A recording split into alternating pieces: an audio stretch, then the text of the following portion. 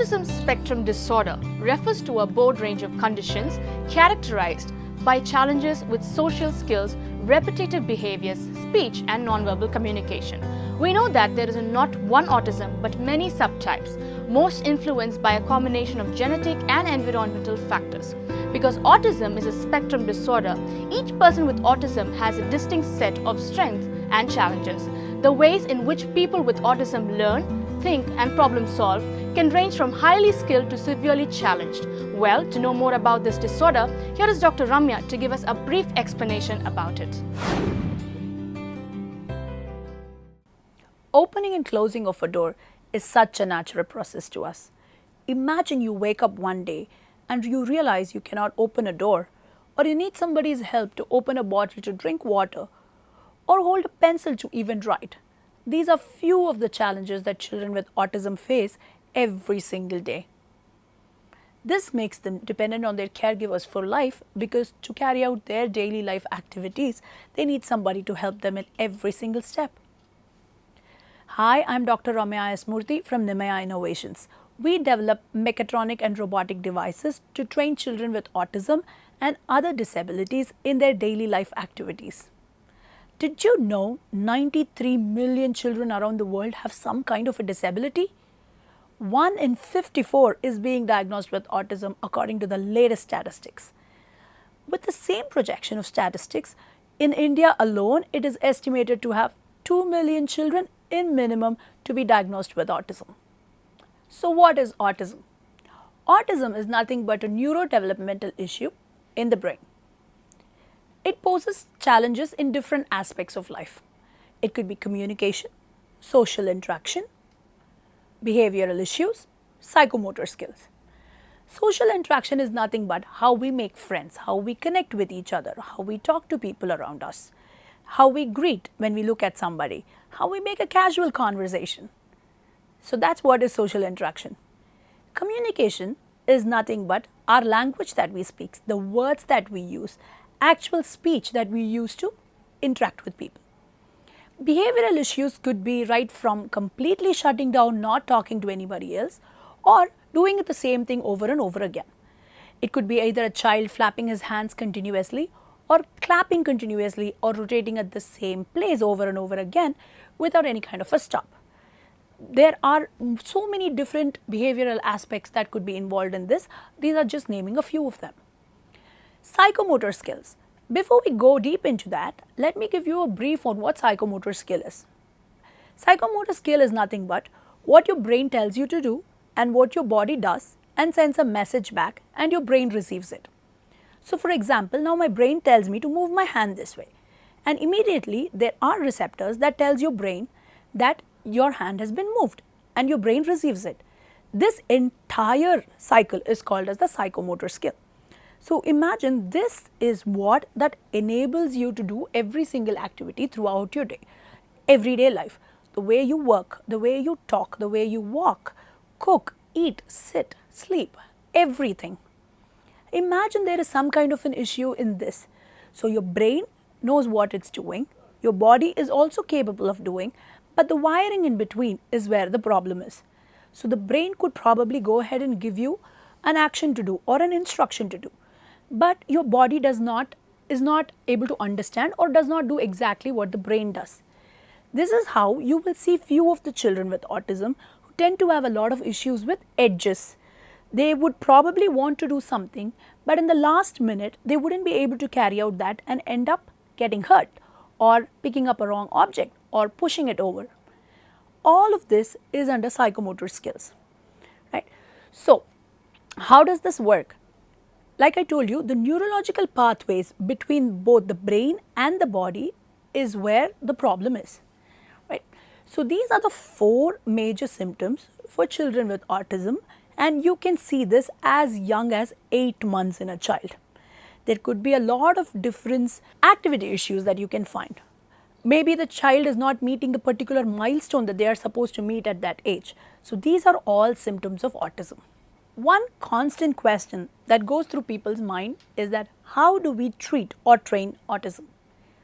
That's right, we can train them to lead a normal life as much as possible. The current therapy systems that are available right now are vast, and there has been years of research going into this, trying to make their lives better. The first thing is speech therapy. Speech therapy is for children who have a little bit of issues when they are able to talk, or they are verbal, or they are partially verbal, or they are non-verbal. Speech therapy is something that helps the children to understand how to speak, help them articulate their throat, and help them to talk and communicate.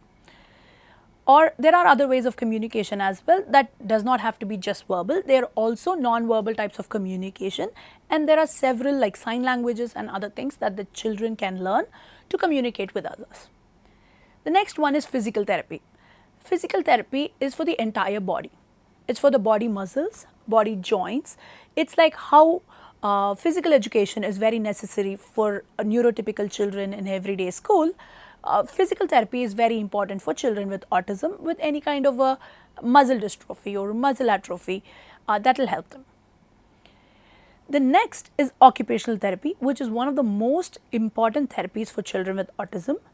This helps them not only in just trying to articulate their fingers and joints, but also helps them in sensations, also helps them to be aware of themselves. And occupational therapies have a wide variety of different activities that they teach the child to help them lead as normal life as possible, train them to get inclusive in everyday life. These are just few of the therapies that I have named. One of the new avenues that has opened up right now is robotics.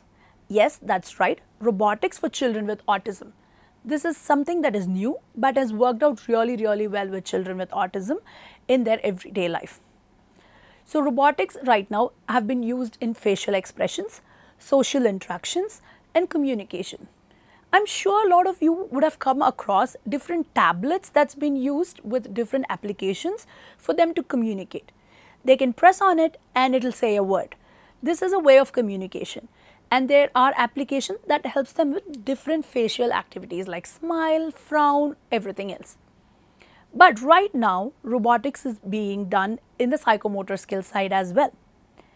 5 years of my research has gone into developing all of these different devices that we are going to see very soon. So why robotics? Let's answer that first. For that, let's rewind a little bit back to 2013. That's when I started my research in developing social robotics for children with autism. So once I started my research, we did a vast literature review. That's when we realized children with autism are attracted towards robot and robot-like features. That's new, right? So we wanted to know a little more about it as to why children are attracted towards robot and robot-like features. There are several different research papers that's already established and proven this fact that robots work with children much more easier. You know what? Imagine a mother instructs a child to say, go pick up a ball. She'll say, Raghu, go pick up a ball. The second time she's going to say, Raghu, go pick up a ball. The third time she's going to say, Raghu, would you please pick up a ball? So the immediate change in the tone, the emotion, everything affects a child with autism. They suddenly disassociate with themselves from that situation. They immediately do not react to it. But in case of a robotic system, it's going to do the same thing over and over again, even if it has to do 1,000,000 times. This helps the child associate to an inanimate object that helps the child to maybe carry out an activity or does the same routine over and over again. So this is how it helps with a child with autism to work with a robot. Another important aspect is that, say there is a humanoid robot or any other different kind of a robot, even for the expression's sake. The one more important point as to why they like working with robots is that they do not have a lot of facial expressions. They are very inanimate, right? But in our case, our muscles keeps moving so many different seconds. In every second, our muscles around the face keeps moving. Our hands move. So all of these is a lot of simulation for the child. So this is one of the reasons why robotics worked with children much better. All that Nimaya wanted to do was use that, leverage it to our advantage and develop devices that would help train children with autism in their daily life skills. Right now, most of the therapy systems that's available or wherever the robotics has been used is predominantly just for facial expression, social interaction and communication. So the part that was missing was there was almost no robotics for psychomotor skills. So that's when I realized, why don't we give this a shot and go ahead and see if this is going to work with children. In the last episode, I explained why robotics helps children. So what we did was we basically developed a small robotic device, a device that was helping them to teach up, down, right, left directions and high hand coordination. You know how simple it is to hear, right? We all know which one is our right hand, which one is our left hand. But just remember a little more, go back to your young age and think, even we struggled a little bit to know which one is right and left. Even now I'm sure few of us will suddenly have a bit of a hesitation before we recognize what right and left is. But this is a huge challenge for children with autism. So we wanted to go ahead and try to teach them up, down, right, left directions and eye-hand coordination, which is very important, right? So we realized in the matter of few days, they were able to develop this skill, and not only were they able to develop it and learn it, they were able to use it in everyday life. Let me give you a small anecdote as to what happened. There used to be a child, he was about 7 years old when he trained with us, and his grandfather used to bring him to the school and then take him back home. So the moment we started working with him, and we gave him a little bit of training for about 7-8 days, and then he went back home, and one day his grandfather was bringing him on a bike. So as a matter of habit, he just said, switch on the right indicator or switch on the right side. He actually went ahead, recognized it and switched it on. This was something that the child had not done for 7 years and was immediately able to do with just a few days of training with our systems. And this is what robotic devices or Nimaya robotic devices do. Based on this, we developed 6 different devices addressing more than 30 different psychomotor skills to train children with autism.